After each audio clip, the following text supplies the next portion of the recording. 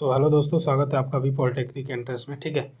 देखिए, आज हम देखने वाले हैं मोस्ट इंपॉर्टेंट क्वेश्चन। ये प्रीवियस ईयर में नहीं आए हुए हैं बट आपके एग्ज़ाम के लिए मोस्ट इंपॉर्टेंट है। ठीक है। पहला जो क्वेश्चन है कि निम्नलिखित में कौन एक यौगिक है। तो अमोनिया ऑप्शन में रहेगा आपका। ठीक है, उसे आप क्लिक कर देंगे। क्लियर है, अमोनिया ऑप्शन में रहेगा, उसे आप क्लिक कर देंगे। निम्नलिखित में अल्कोहल पेय के लिए उपयुक्त होता है, मतलब अल्कोहल के लिए कौन सा यूज़ होता है। मेथनॉल यूज़ होता है या फिर एथेनॉल। इसका जो राइट आंसर है वो है एथेनॉल। ठीक है, एथेनॉल। क्लियर है। चलिए नेक्स्ट। निम्न में कौन जल में अविलेय है, मतलब निम्नलिखित में से कौन जल में अविलेय है। ठीक है। उसमें एक ऑप्शन रहेगा आपका एथाइन। ठीक है, मैंने ऑप्शन नहीं दिया इसमें क्योंकि ये मोस्ट इंपॉर्टेंट था तो ज़्यादा टाइम लग जाता है ना टाइप करने में। इसीलिए मैंने ऑप्शन नहीं दिया। ठीक है, थोड़ा सा मैनेज कर लीजिए, बट ये रहेगा उसमें। ठीक है, ये गारंटी देता हूँ, ये ऑप्शन में रहेगा एथाइन। क्लियर है। चलिए नेक्स्ट। निम्नलिखित में कौन विद्युत का सुचालक है, एथेनॉल है या फिर ग्रेफाइट है। नॉर्मल सी बात है, ग्रेफाइट है। ठीक है, विद्युत का सुचालक कौन है, ग्रेफाइट। हीरा और ग्रेफाइट कार्बन के क्या है, हीरा और ग्रेफाइट कार्बन का क्या है। तो हीरा और ग्रेफाइट कार्बन का अपरूप है। ठीक है, क्या है, अपरूप है। साबुन द्वारा सफाई का काम अच्छी तरह होता है, रीजन क्या है, कठोर जल में मृदु जल में, किस में होता है।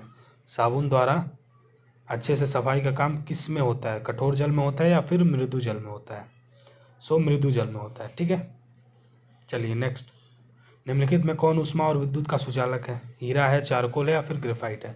तो विद्युत का सुचालक जो है वो ग्रेफाइट ही है। ठीक है, इसमें थोड़ा सा गहरे कलर में भी दे दिया होगा। ठीक है, जिससे पता चल रहा है कि यही वाला ऑप्शन है। ठीक है। चलिए नेक्स्ट। तेल लगा कागज कैसा होता है, पारभाषक होता है या फिर अपारदर्शक होता है। तो ये अपारदर्शक होता है। ठीक है, इसका जो राइट आंसर है वो है अपारदर्शक। निम्न में कौन अधातु है, कार्बन, कोबाल्ट है या फिर हाइड्रोजन है। अधातु कौन सा है, कोबाल्ट या हाइड्रोजन। तो इसका जो राइट आंसर है वो है हाइड्रोजन। ठीक है। ताम्र एवं टीम के मिश्र धातु को क्या कहते हैं, पीतल कहते हैं, डायूरालुमीन कहते हैं या फिर कांसा कहते हैं। ताम्र और टीम के मिश्र धातु को क्या कहते हैं, कांसा। ठीक है। चलिए नेक्स्ट।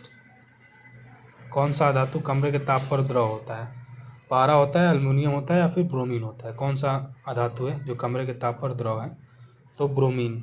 ठीक है, कौन सा, ब्रोमीन। निम्न में कौन सी धातु तार के रूप में उपलब्ध है, निम्नलिखित में से कौन सी धातु तार के रूप में उपलब्ध होती है, कैल्शियम, मैग्नीशियम या फिर कॉपर। इसका जो राइट आंसर है वो है कॉपर। ठीक है, तार के रूप में कॉपर ही होता है। ठीक है। चलिए नेक्स्ट। निम्नलिखित में किस धातु को केरोसिन में डुबा कर रखते हैं, केरोसिन में डुबा कर किस धातु को रखा जाता है ताकि वो, मतलब उसको नुकसान ना हो। ठीक है, उसे सोडियम कहते हैं। ठीक है, सोडियम को ही केरोसिन में डुबा कर ही रखा जाता है। ठीक है, ताकि वो सेफ रहे। सिलिका क्या है, ऑप्शन में रहेगा उपधातु। ठीक है, उस पर क्लिक कर देना। सिलिका क्या है, उपधातु। कार्बन क्या है, अधातु है। ठीक है, पूछ सकता है, मे बी क्या 100% पूछेगा, उपधातु, अधातु, है ना, विद्युत का सबसे अच्छा सुचालक, ये सारे क्वेश्चंस आपको याद रखने हैं। ठीक है, कार्बन क्या है, अधातु है। कॉपर को वायु में जलाने पर कौन सा यौगिक बनता है, कॉपर को वायु में जलाने से कौन सा यौगिक बनता है, कॉपर हाइड्रोक्साइड, कॉपर हाइड्राइड या फिर कॉपर ऑक्साइड। कौन सा यौगिक बनता है, तो कॉपर ऑक्साइड बनता है। ठीक है। चलिए नेक्स्ट। रबड़ निम्न में किसका बहुलक है, जो रबर है वो निम्नलिखित में से किसका बहुलक है, तो आइसोप्रीन का बहुलक है। ठीक है, रबड़ निम्नलिखित में से आइसोप्रीन का बहुलक है। इनमें से कौन सी धातु द्रव अवस्था में पाई जाती है, लोहा या फिर मरकरी। मरकरी पाई जाती है। ठीक है, कौन सा धातु द्रव अवस्था में पाया जाता है, मरकरी। मैग्नीशियम के दहन में जो उत्पादक बनते हैं वह कैसा होते हैं, अम्लीय है, उदासीन है या फिर क्षारीय है। मैग्नीशियम के दहन से जो उत्पादक बनते हैं वो क्षारीय होते हैं। ठीक है, कैसे होते हैं, क्षारीय। सिल्वर तथा कॉपर ऊष्मा के क्या है, सबसे अच्छे सुचालक है, चालक है, क्या है। तो सिल्वर तथा कॉपर जो है वो ऊष्मा के सबसे अच्छे चालक हैं। ठीक है। चलिए नेक्स्ट। कौन सी धातु जल के साथ अभिक्रिया करती है, सोना या फिर पोटेशियम। इसका जो राइट आंसर है वो है पोटेशियम। ठीक है, पोटेशियम ऑप्शन में रहेगा, उसे आपको क्लिक कर देना है। क्लियर है। चलिए नेक्स्ट, इस्पात में कितना प्रतिशत कार्बन होता है? ठीक है, इस्पात होता है उसमें कितने परसेंटेज कार्बन होते हैं? ठीक है, 3, 4 या 2? सो इसका जो राइट आंसर है वो है 2। क्लियर है। चलिए नेक्स्ट, निम्नलिखित में कौन अधातु विद्युत का सुचालक है? सो वो है ग्रेफाइट। ठीक है, कौन सा है? ग्रेफाइट। क्लियर है। चलिए नेक्स्ट, नींबू के रस का पीएच मान लगभग कितना होता है? नींबू का रस होता है उसका पीएच मान कितना होता है? तो 2.2। ठीक है, कितना होता है? 2.2। चलिए नेक्स्ट, जस्ता के अयस्क हैं क्या है? जस्ता का जो अयस्क होता है वो क्या है? Zinc blende. ठीक है, क्या है वो? Zinc blende. क्लियर है। चलिए नेक्स्ट, आभूषण बनाने वाले सोना होता है, बनने वाला जो सोना होता है वो क्या होता है? कितने कैरेट का होता है? तो वो होता है 22 कैरेट का। ठीक है, इसे आप काट ही दो, ये इंपॉर्टेंट नहीं है। ठीक है। चलिए नेक्स्ट, वॉशिंग मशीन का कार्य सिद्धांत किस पे कार्य करता है? ठीक है, 3 से 4 बार पूछा गया है। अपकेंद्रण, विसरण या फिर अपकेंद्रण, सॉरी ऊपर वाला उपकेंद्रण है ना। सो इसका जो राइट आंसर है वो है अपकेंद्रण। ठीक है, क्लियर है। 4 बार पूछा गया, 10, 11, 12, 13 में। ठीक है, 2 बार पूछा गया 14 और 15 में। इनमें से जब जल ऊंचाई से गिरता है तो उसका ताप कैसा होता है? घट जाता है, बढ़ जाता है, या फिर सेम रहता है, या फिर इनमें से कोई नहीं? ठीक है, सो इसका जो राइट आंसर है वो है बढ़ जाता है। क्लियर है, क्या होता है? बढ़ जाता है। चलिए नेक्स्ट, वॉशिंग मशीन का कार्य सिद्धांत क्या है? 4 बार पूछा गया। ठीक है, उपकेंद्रण, वही वाला जो पहले वाला क्वेश्चन था वही आ गया। ठीक है, रिपीट हो गया, कोई बात नहीं। ये भी 4 बार पूछा गया तो ध्यान से, ठीक है, हल्के में नहीं लेना।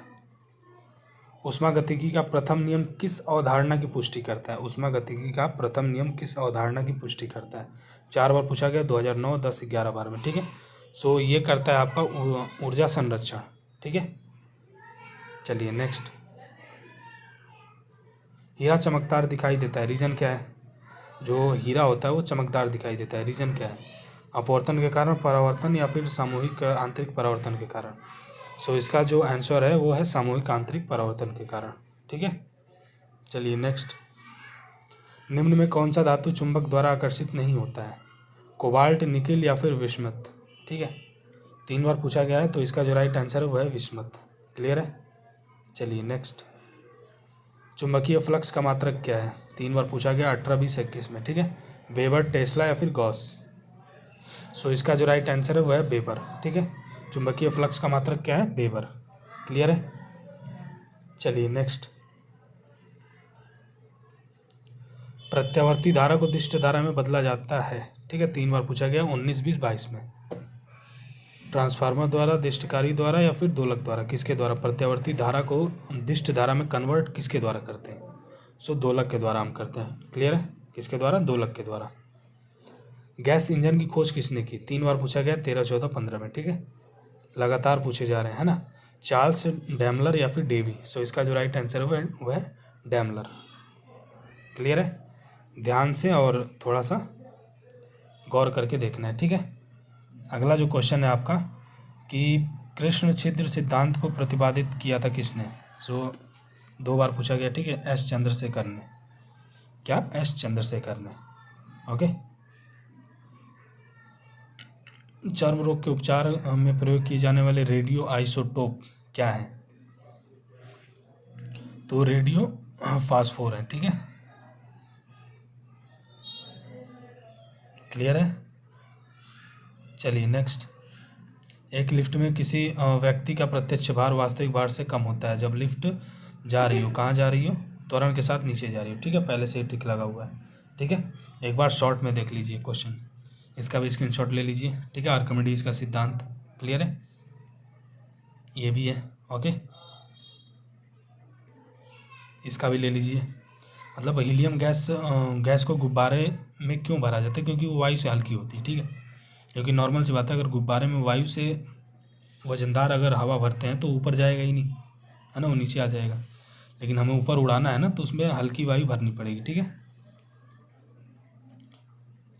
न्यूक्लियर रिएक्टर में भारी जल का प्रयोग किस रूप में किया जाता है? तो नियामक के रूप में।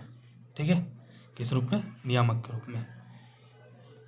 सो ये थे लगभग हमारे 35 क्वेश्चन हो चुके हैं, ठीक है, जो कि मोस्ट इंपॉर्टेंट है। इसमें से बहुत सारे नए क्वेश्चन से बहुत सारे ऐसे थे जो प्रीवियस ईयर में आ चुके हैं, ठीक है।